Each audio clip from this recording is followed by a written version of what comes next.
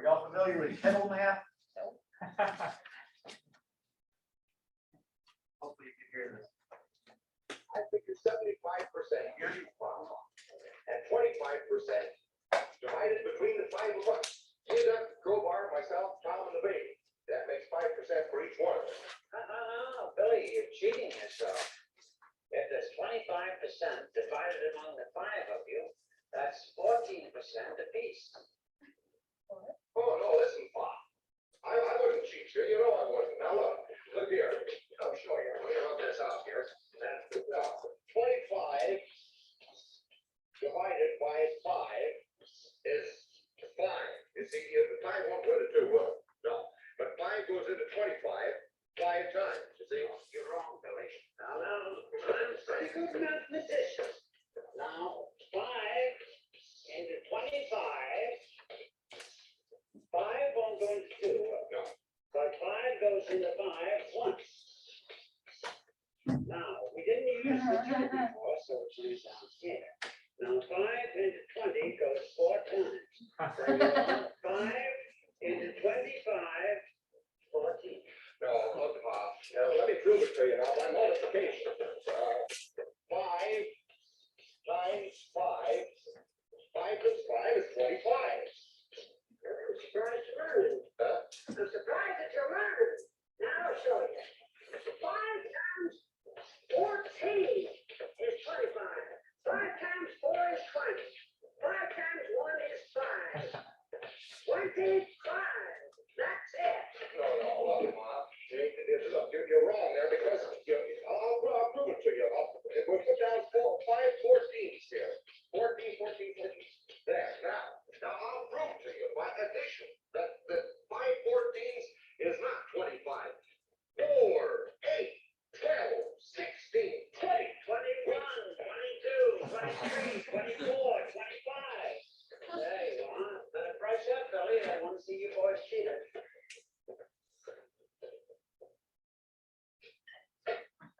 What can you say after that?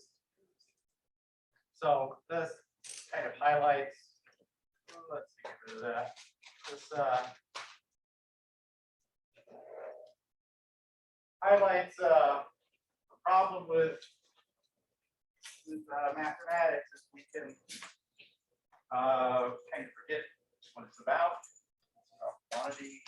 Symbols refer to something, they have some meaning in that they refer to something physical, eventually physical. And but when we're pushing the symbols around on the page, sometimes we forget to do the rules correctly, right? The rules help you to get the right result, but there's right kettle math appearing on the homework, which is strange things showing up because you probably don't really understand what the symbols mean, and so you have to take time to go back and get that understanding there, or you're going to be turning the kettle on.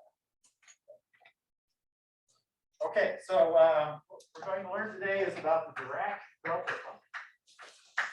Before I do that, let me ask, are there any questions about homework so far?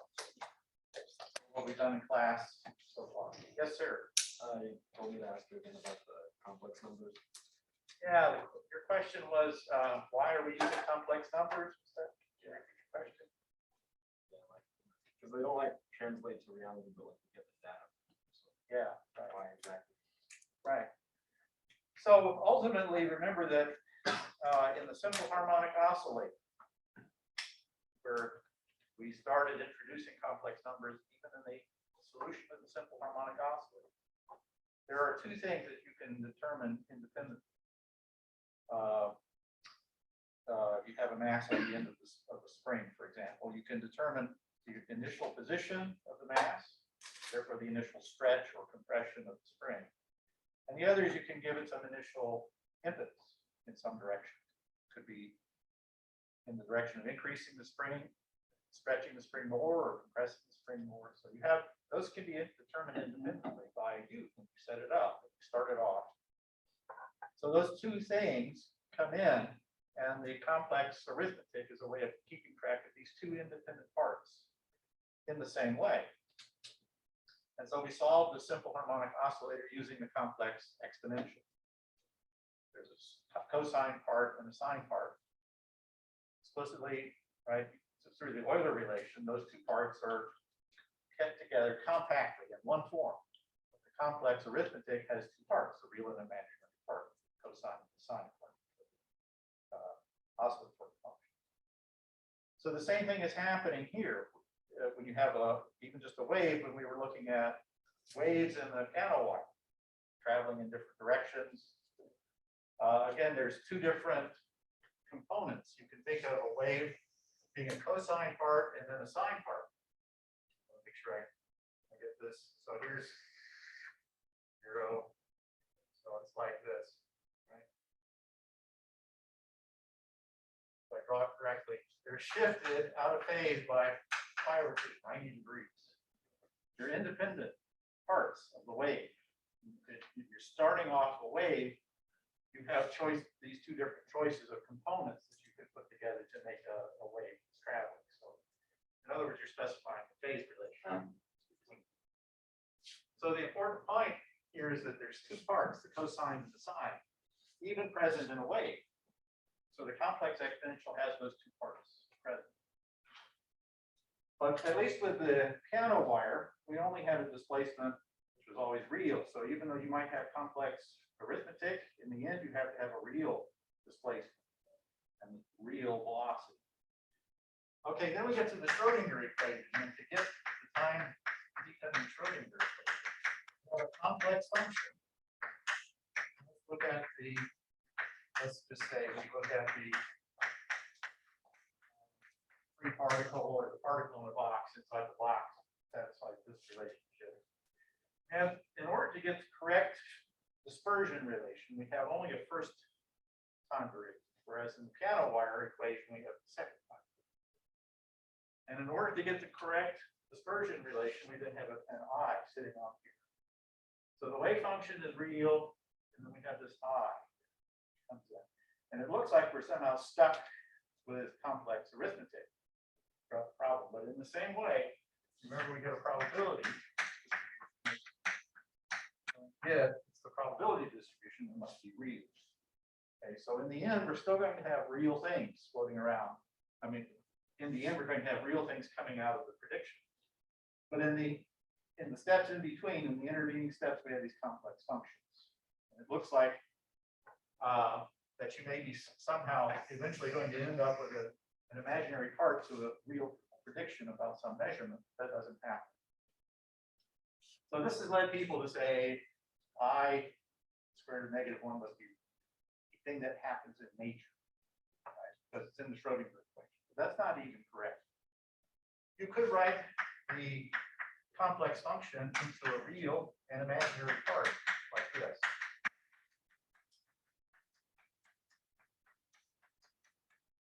And this R and this big I are both real functions. I can always rewrite the wave function into these parts. Substitute this into the Schrodinger equation.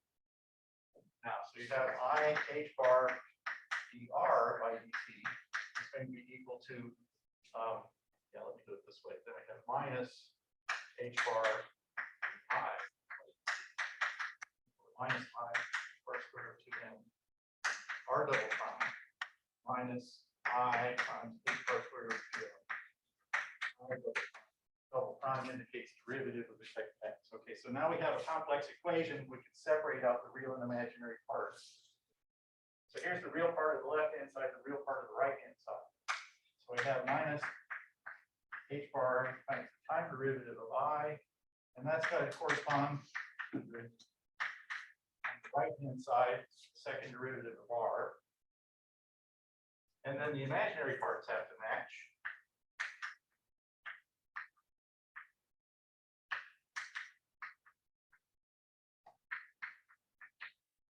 Okay, so the point is that we can take this complex function, complex equation, and write it as two equations. And I has dropped out. There's no imaginary part left. We just have two functions that we have to deal with. Again, the two independent functions, the cosine and the sine part, roughly speaking. So we have two independent functions here. So we have two equations with two unknowns. And the imaginary I has dropped out completely. And in fact, you completely get rid of it in the quantum mechanics. It's not necessary. It's just compact. So you can think of this as being two equations. There's a real part and an imaginary part. And that those parts themselves are real. Get rid of the imaginary I. Does that answer your question? Yeah. Okay, does everybody understand that? Yes. Why can the imaginary part be real? Well, that's, we have an imaginary number is the sum of two parts, x and y are real. The imaginary part is what? Imaginary part of complex numbers is a real number. Oh, The I part. So that's, you just take the real and imaginary parts. like realizing like a real like number set or something. Yeah, it's still being, right, it's real in that sense, real, right? We have two different meanings of the word real. There's real being as opposed to something that's a mental construct, right? That's not what I'm talking about here. Except that the problem is that people see the Schrodinger equation, they see we can do calculations, we can get compared to experiments. Somehow that might mean that I is real in the sense that it occurs in the world somehow, it's in nature, somehow in the atom or in the particle. Not.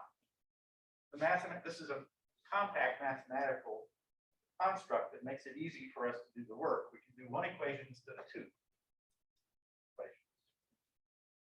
Yes, sir. Why do we include? So why is h bar on the left hand side and the right hand side that they cancel off? Is that because we can keep energy? We can say we can substitute h bar squared over 2m for energy. Is that why?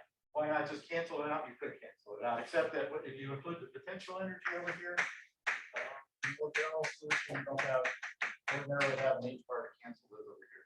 In fact, so in general, you don't want to do that. Okay. I erase this. Like that. Get the point. The complex arithmetic is a convenience. Doesn't point to somehow that square root of -1 is occurring in nature. Okay. All right. So the Dirac delta function. This may be very useful for us. It is a probability density.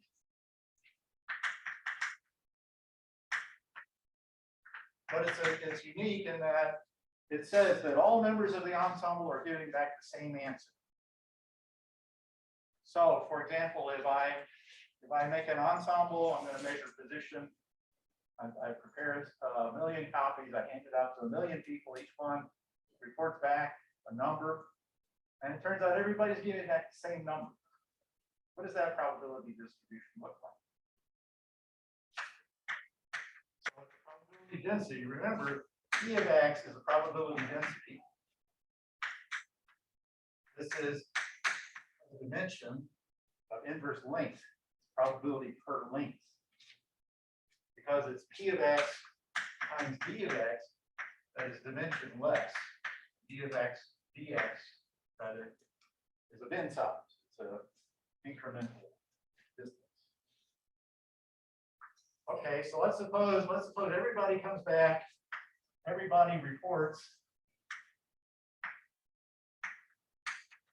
that their value of X is A. And there's nobody who reports anything else. We only get one value coming back. What would that probability distribution look like? Yeah, it's very sharply peaked thing right at A. Right? So what would be the average over that probability distribution? A. And what would be the squared, mean squared? 0. No, not 0. A. Not A. B squared. B squared. Take back the value everybody gives you, you square it, then average that. Right? It's the average of all the squares of the values coming back from the reports. So what is the statistical uncertainty? That's 0. Right? Square root. Which in this instance will be 0. It's so thin that it has no width to it. The uncertainty is 0 in the sense that you are certain that everybody in the ensemble is going to give back the same answer. If the ensemble probability is this, then everybody's going to give the same answer, and there's no statistical uncertainty over the ensemble. So the width is 0. So this is a very strange, kind of a strange thing. Very singular looking function. And so this probability distribution is written this way.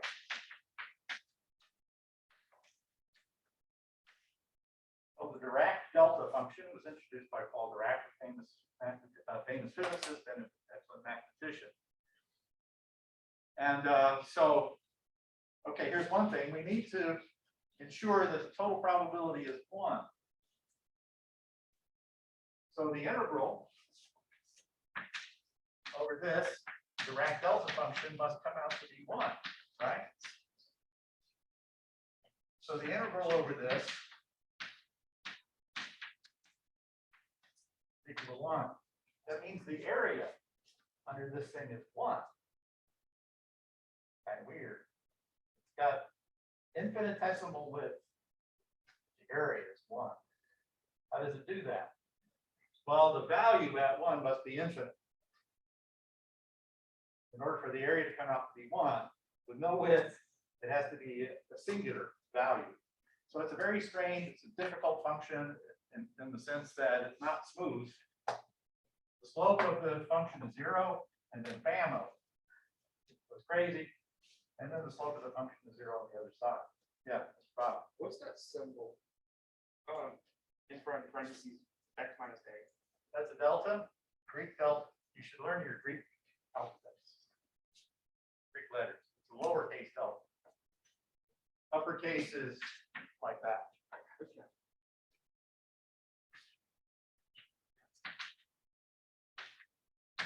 Lowercase, uppercase. And in fact, it's very common in physics notation. The Greek delta very often means the Dirac delta function. Because it appears everybody finds it very convenient to have something like this. Yes, sir. So why do we write it as a function of x minus a? It's because Well, because the value comes out at a. So in other words, delta of x minus a 0 if x is not equal to a and it's infinite if x is equal to a. That's why you don't like my partial derivative signs. Yeah, I don't like, that's one reason. There's actually there's another use for this as well as a derivative. It's a functional derivative. Yes. Is there a reason it's written as lowercase in this problem rather than uppercase? Oh, I don't know. Paul did it. Plain Paul, he did it, and we copied him ever since. Yeah, I don't know why he did that letter. He could have chosen another letter. Yes, sir. Just, I might be jumping ahead, but so would a be a function normally? No, I mean, A could be anything, right? But, well, I mean, there are a lot broader uses, and I guess you could generalize this, but let's start with the simplest one first. So what would be the Dirac delta function that's centered at x equals to 0? Delta x. Just delta of x, right? So delta of x centered at 0.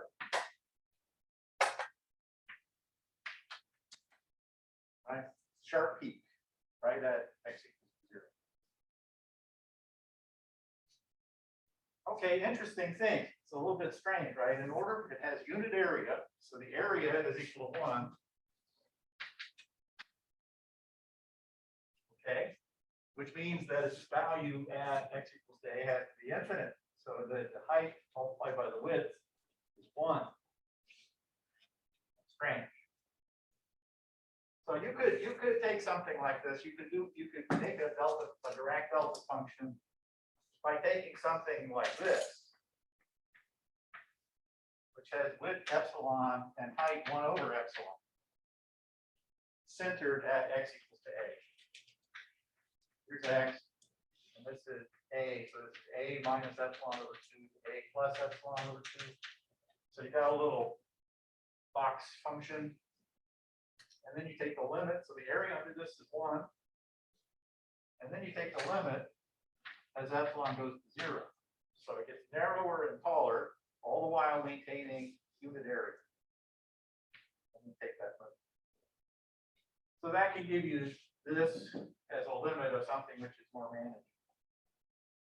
And there are other functions you can do that with. You could do a Gaussian. The width of the Gaussian, so the width of the Gaussian is sigma, the height of the Gaussian is 1 over sigma. Notice that there's a 1 over sigma out in front of the Gaussian. Then the area is 1. And so then you shrink the width to 0. So the height goes up, the width goes to 0, but the area is maintained at 1. There are lots of ways of doing this. There's more than one way. To define a direct delta function as a limit of a smooth function or a smoother function, it's not quite so singular. Okay, well, let's look at x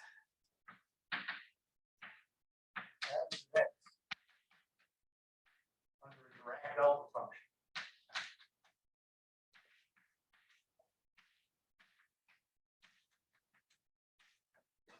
We already said what we should get. We should get this. So look at this integrand here.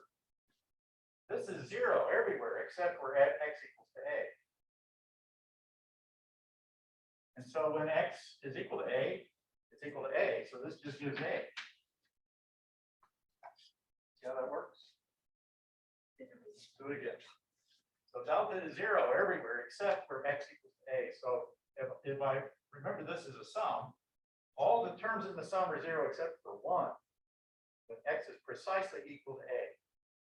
And then a itself, x will be a. So it just gives a. And this is necessary here that the area is 1. Make that work.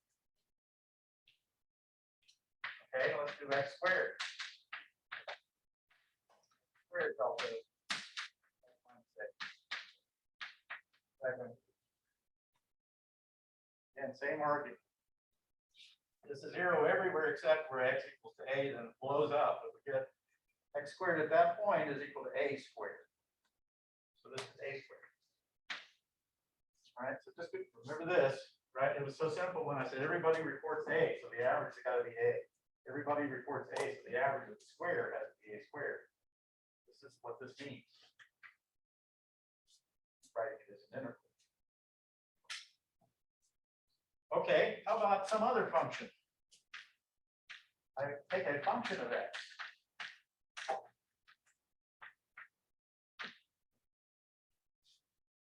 Not just x or x squared, but just some function.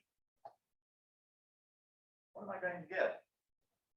Again, this is 0 except when x equals to a. So it's f of a. Very strange function. But it's very convenient, actually. When you come to study it better, you'll find that it's very convenient.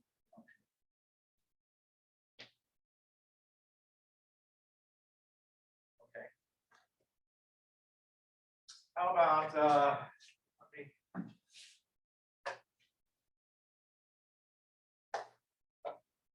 write this.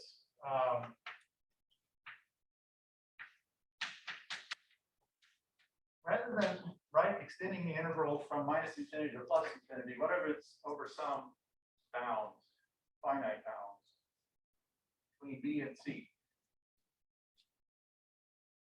What will this be? As long as A is between B and C. That's right. Yeah. So it's equal to 1 if a is between b and c. Otherwise, it's 0.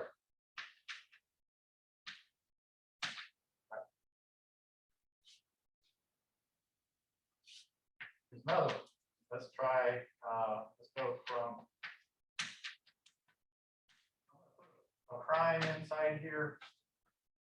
Just so I can keep different. Now let's see. Let's do it this way. Here we go. Let's do this. Okay, what is that going to be? The same. Yeah, A's gotta be in there. yeah, right. So y has to be greater than negative infinity. I'm sorry, a has to be greater than negative infinity, no problem there, right? So this is called a step function. Oops, y minus a. Let me write it down first this way, same way.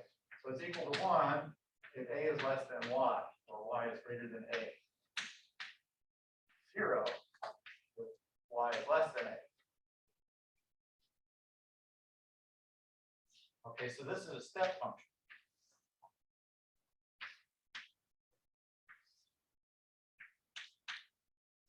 It goes up height 1. I'll make it look like I'm extending dotted line. Height is 1. Turns on at x equals to A. As a function. I should write this as a function of Y, excuse me, function of Y. It turns on when Y crosses A. So if Y is say a very negative number, this doesn't cover the singularity. It doesn't cover where the spike occurs, so I get 0. But as soon as Y goes past A, now I've included the spike and I get all the area. Yes. What if Y equals A? Okay. So then it does. Actually, there's a variety of definitions that don't actually matter for that case. If Y is equal to A, you could make this equal to a half. For example, that's one possibility. Or you could instead choose that this is true for Y equals A is 1. Actually, it doesn't matter when you're doing calculations. And I don't remember what Dr. Rizzi chooses in his book. I can't remember which convention. It actually ends up not matter. That's a good question. The reason it doesn't matter is because it's just a single point. And whenever you're doing integrals over finite areas, finite distances, the value of one point itself doesn't. So this is called a step function. This is u of y minus a. So let me just write u of x minus a. The step function looks like this. Turns on to 1 at a value of x equals to a.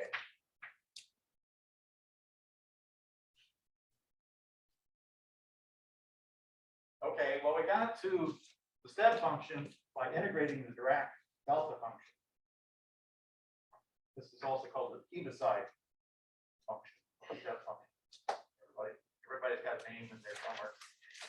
Okay, so we integrated the Dirac delta function to get the step function.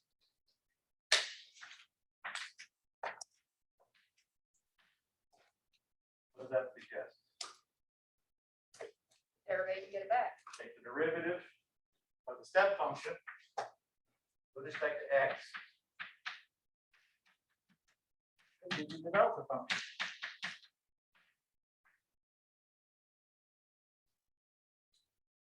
How does that work? Okay, the step function, what's the derivative out here? The slope is 0. The delta function's value is 0. Come to this point and you get a huge slope, because it's a finite jump over infinitesimal distance. So it's a huge infinite slope. That's the direct delta function evaluated at that point. And then the slope is 0 now, so the direct delta function is 0. Have you seen how to get that relation? No. So you can go either way, from the integral or from the derivative. Yes? But isn't the definite integral just, but then what? It's a definite integral. You take the derivative of it, it's not to give us 0. No, because you're taking it with respect to the upper limit. Take the derivative with respect to pi of this, just gives you the value of the integral. Derivative with respect to y of this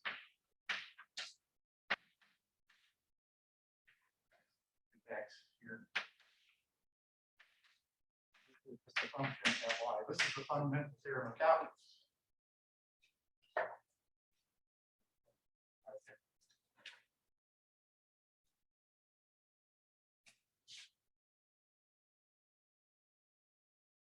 Okay. So we're going to be investigating properties of the Dirac delta function. Remember, it's a distribution. Mathematicians would say it's not a function per se, it's a distribution. So we're going to use it as a probability distribution. So, and you're going to do various things to demonstrate this. So we said that this is equal to f of a. All right, so what is that?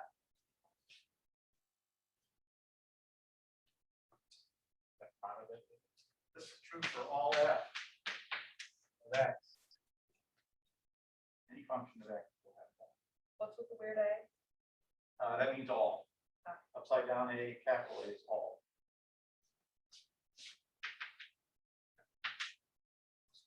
All, in this case, all distribution functions. Okay, so what does that say? What should that be? That should be f prime of a. Yes, of course. F prime is a function, right? It's some function, which we get from f by taking the derivative of it. So whatever it is, evaluate that at a. All right. Well, here's a funny one. How about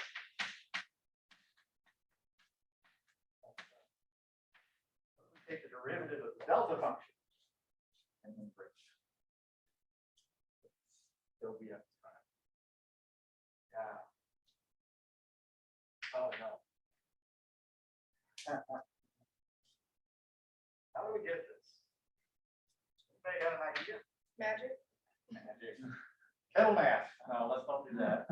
Let's see if we can figure it out. Try to make sense. See, that was the problem with the guy who was trying to explain it to the Bonaparte kettle. He just had the symbols, right? 5 and 25 aside, that's what it is. And 5 times 5 is 25, that's what it is.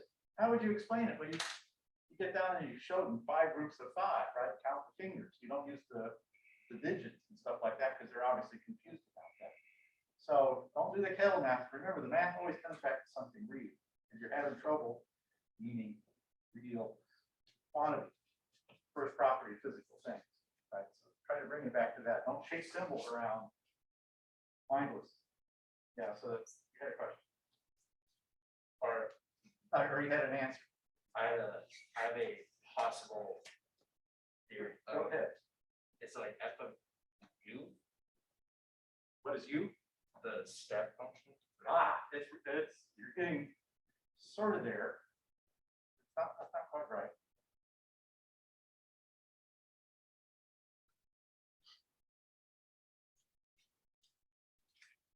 Is it the derivative of 0 everywhere besides at x equals a? This is a step function, but let's Say, okay. So how might you go about this? Anybody see? Graphically? Pardon? Graphically? Graphically? Okay, that's not bad. oh, would that just be f of x delta of x times a? No. How about integration by parts? Oh. Okay, so does that help?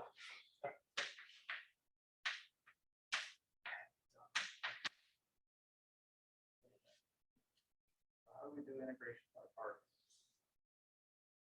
Okay, so I'm just gonna leave that as a clue. If it's on your homework, I don't want to give you too much. If you use integration by parts, you can get an answer. Okay, how about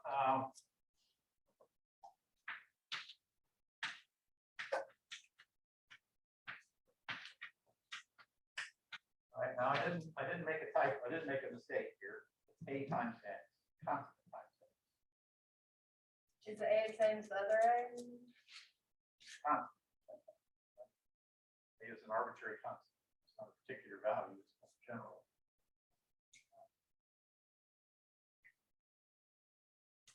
How would we approach this?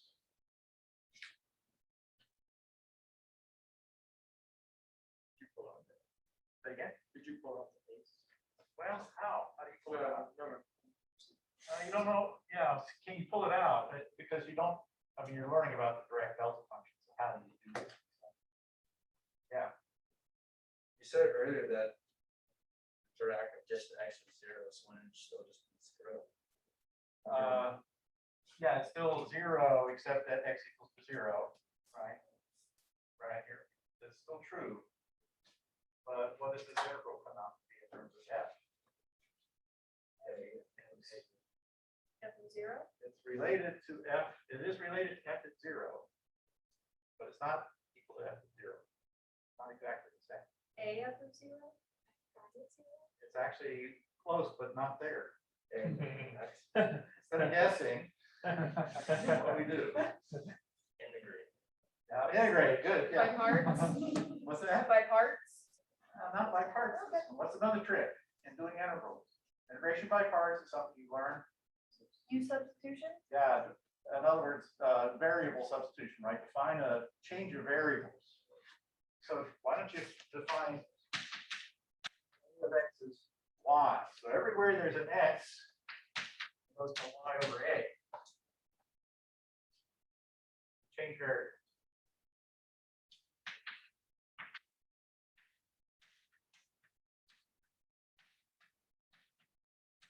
Dx.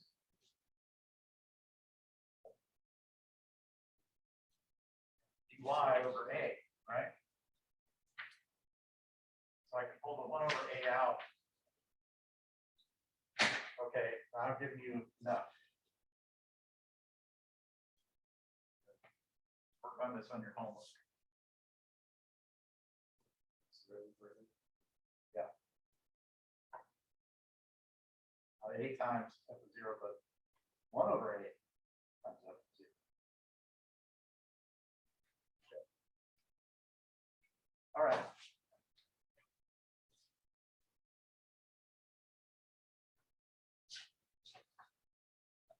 I think that's enough. That's enough hints on the homework today for Friday. Do you have any questions about this? So like in what cases would this be like where would you find, like in what cases would this be applicable? Like applicable, like where would you find ensembles that are all the same? Oh, well, that shouldn't be hard. Find ensembles that are all the same, right? That wouldn't be hard. So anytime there's an ensemble, everybody's getting the same answer. That's not hard. So it's easy to imagine that you could come up with something like that. But, Examples? Because I can't think of any. oh, okay. I give everybody a 1. Okay, everybody tell me what you got. Oh, But are you, I guess, yeah, now that I think of it, it's really dumb, but yeah, I'm then overthinking where would it. it be used? Like, Oh, you'll see. Okay, it's coming up here. Yeah. We're going to use the Dirac delta function here. Let's see.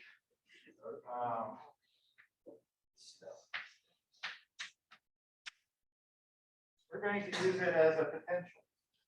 This is our first application. Yes, sir. Dr. Dodd, yeah, I have a question about how the Dirac delta function relates to the step function. Yeah. So like in what case would you have a step function that would like appear? Okay. Two questions. So we're going to have 2 examples of potential energy profiles.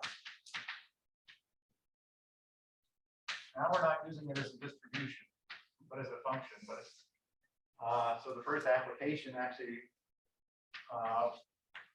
other than the example that I gave, is going to be as potential.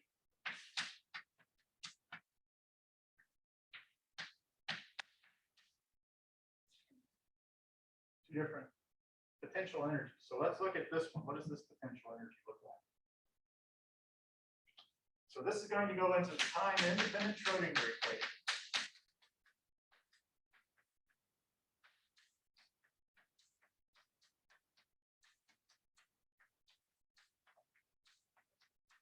So we've done the particle in a box.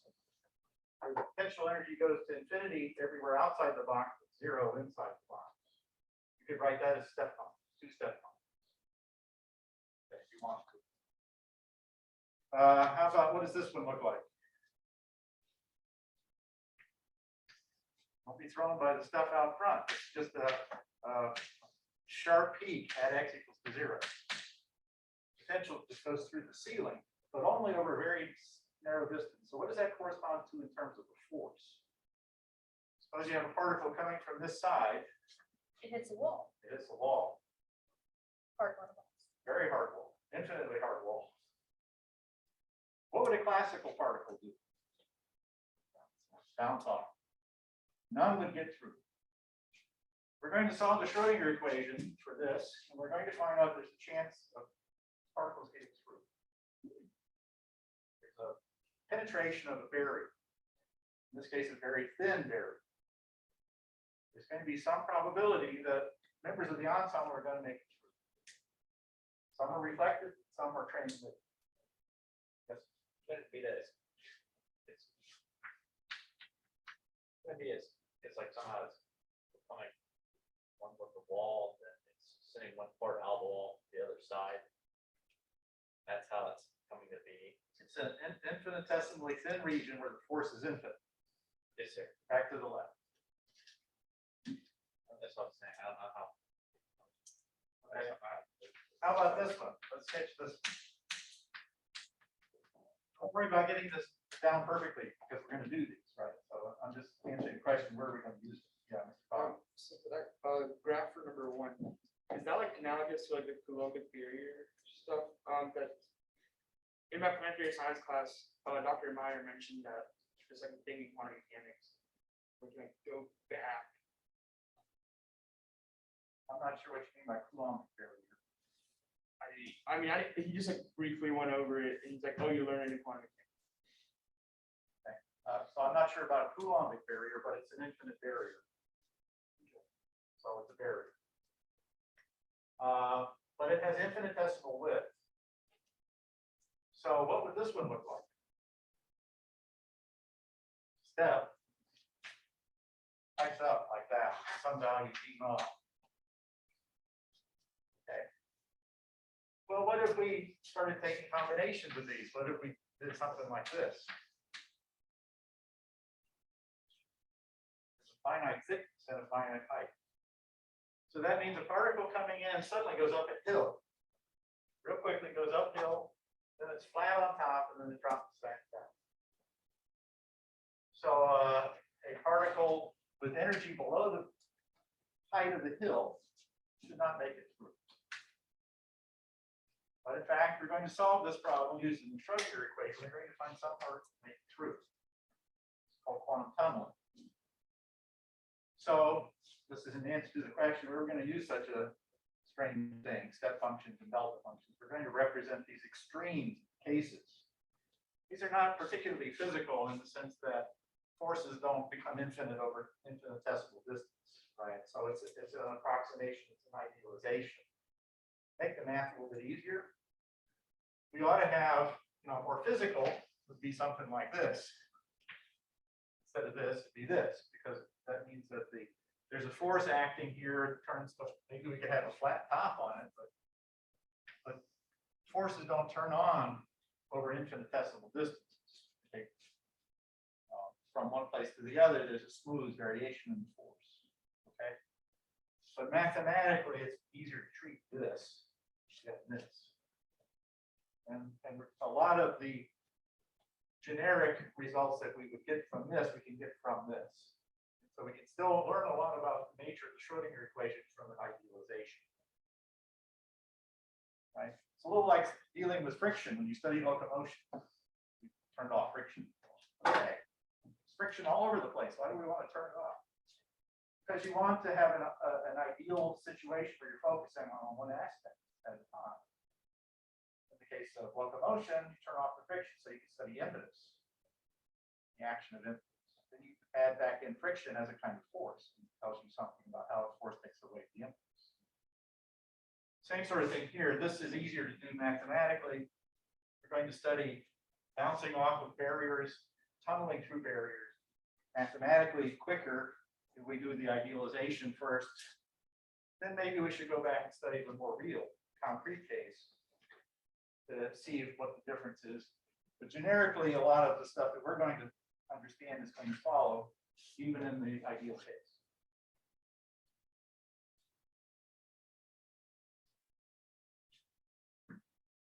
Okay, so let's see. What we're finding here, we're going to have two kinds of problems, categories.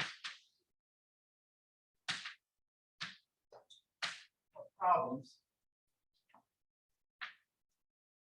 to attack with the Schrodinger equation.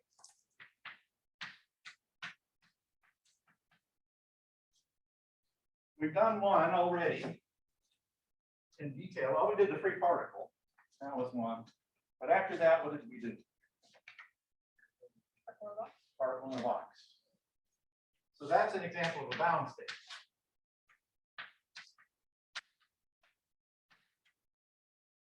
Like the particle in a box.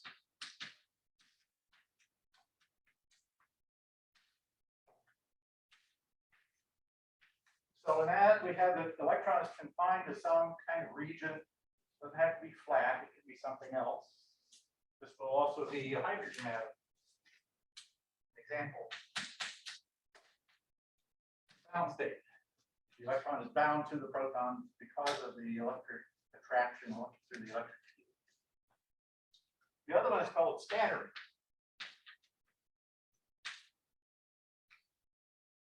An example of scattering is the barrier problem. We have the delta function barrier, or we have a little bit more realistic barrier, which doesn't have infinite height and infinitesimal width. It has a finite height, finite width. It's still somewhat idealized because the force turns on quickly, on and off, real fast here. So that's still somewhat ideal, but it's less idealized than this. Okay. So in this one, you're going to send a stream of particles in from the left. You're going to find out what happens. Some of them bounce off and some go through. We're going to find out how much gets through. That's a scattering problem. And if you think about scattering problem, was big in particle physics, starting back 100 years ago. People were starting to be able to make beams of particles like electrons or alpha particles, and they could shoot the beam at a target, and then watch what's scattering off. What's the most famous experiment of that kind? Do you remember? Again? Oil experiment? Yeah. Who did the oil experiment? A person. Yeah. Anybody remember his name? Rutherford. So what did he prove? What did Rutherford prove? But the nucleus is positively charged, right? A little bit more than that. Existed. Yeah, the nucleus is compact. So if we could discern that a solid consists of parts that are charged some one way, some the other way. Let's send an electron through this or a proton through this. And if it's all just kind of gelled out, then the charged particle will go through without scattering. But Rutherford found, sitting in a beam of charged particles, that the nuclei were positively charged and would scatter the particle off, because the particle would get in close to the nucleus and do a hard scatter off of it. So we got a lot of scattering, a lot more scattering than you would expect if the charges were just smeared out. Okay, it's a scattering experiment that started at, we're still doing scattering experiments at CERN, for example. We're colliding particles to understand the structure of the particles, and also using the collision to generate more particles. So the scattering experiment has long history. How much can you tell? That's the same problem geologists use to find oil fields, for example. What kind of scattering do they use? Are you familiar with this? Take soil samples and like look for scattered oil. Yeah, scattered oil. Try it. How about, but then you have to dig down to where the oil is. So can you tell if there's something down under the ground? How do you determine that there's something down there without actually hitting Ground penetrating radar? radar? You're scattering radar off of it. Or sound waves. Right? You set off, you put a charge on the ground, you blow it up, sound scatters, travels through the ground and bounces off of something down there. You have a detector someplace that registers the sound echo coming off of the sound bouncing off of something seismology, right? The detection of structures using sound waves. That's a scattering problem. How do you locate something? By scattering sound off of it. So it's ultrasound imaging of like scattering. There you go. Scattering problem. So this has a long history. So we're going to do our version of the scattering problem. We're going to take an electron, we're going to send it scattered off of something. The something is very simple. We're just going to represent it as some kind of potential energy profile. So we're kind of forgetting exactly how this was made. What is it exactly? And so we're going to simplify the problem. It's another idealization. But you can understand a lot about how a transformer works. Solid state electronics works by what we're going to be doing. Solving Schrodinger's equation for potential energies of different shapes. Well, you can understand how a transformer, how a solid state transistor works, for example, from the kind of stuff we're going to do. Quantum tunneling is very important in transistors, solid state transistors. Okay. So that's all going to start with the delta function. You're going to work our way scattering off of the delta function. We're going to see some particles are transmitted, some particles are reflected. What is the probability over the ensemble? Some fraction will be transmitted, some fraction will be reflected. Are they able to be absorbed? Not in this, the way we set it up. The Schrodinger equation guarantees the probability remains 100% at all times. We haven't proven that yet. In fact, we'll get there. We'll demonstrate the total probability from the Schrodinger equation is conserved over time. They don't lose any. You don't gain any. Is it really the same particle that goes through? Yes. You imagine that? So somehow that same particle is going through that guy. Yep. How does it do it? We'll find out. Don't forget the guiding wave. The guiding wave is not explicitly accounted for in the Schrodinger equation, right? Its effect is implicit in this thing. The guiding wave is present when particles are coming into these kinds of potential energy structures. Remember, don't forget the guiding wave is there. Help you to understand what's going on. Okay, see you on Friday.